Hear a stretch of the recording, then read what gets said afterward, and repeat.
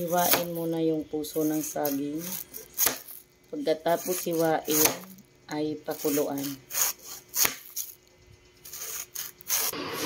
Ayan, after nating magayat, papakuluin natin hanggat sa lumambot itong mga puso ng saging na hiniwa natin.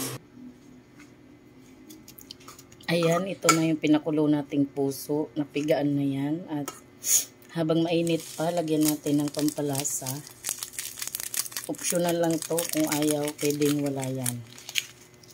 Kasi di lahat gumagamit ng mga ganitong kulina, magic sarap.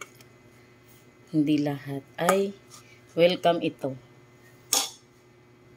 Tapos syempre para malasa, lalagyan natin ng asin.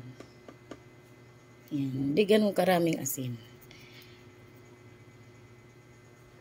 Syempre lalagyan natin ng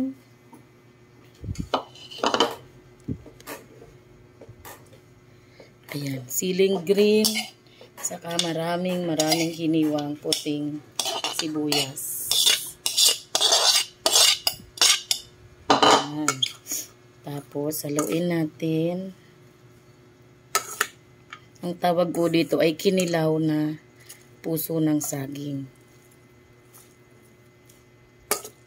Tinuto yung puso hanggat sa lumambot. Tapos nilagyan ng mga pampalasang sibuyas, asin, magic sarap. Habang mainit pa yung puso, ilagay yung asin at magic sarap. At pagkatapos, yung pampasarap na purong gata, ilalagay natin. O, diba?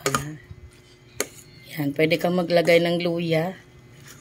Kung meron kang luya.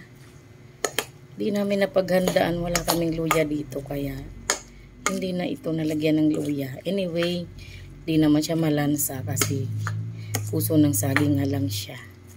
Tapos, lalagyan ko siya ng pamintang powder.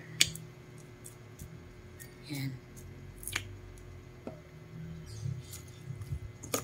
So, okay na to. Luto na kaagad to. At pwede nang kainin. Pwedeng papakin. Pwedeng pulutan. At pwedeng ulam sa kanin. O, diba? So, ito na ang ating puso ng saging na kinilaw.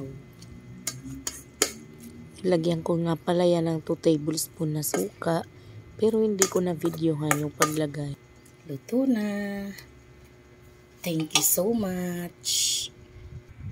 Yan ang ating finished product.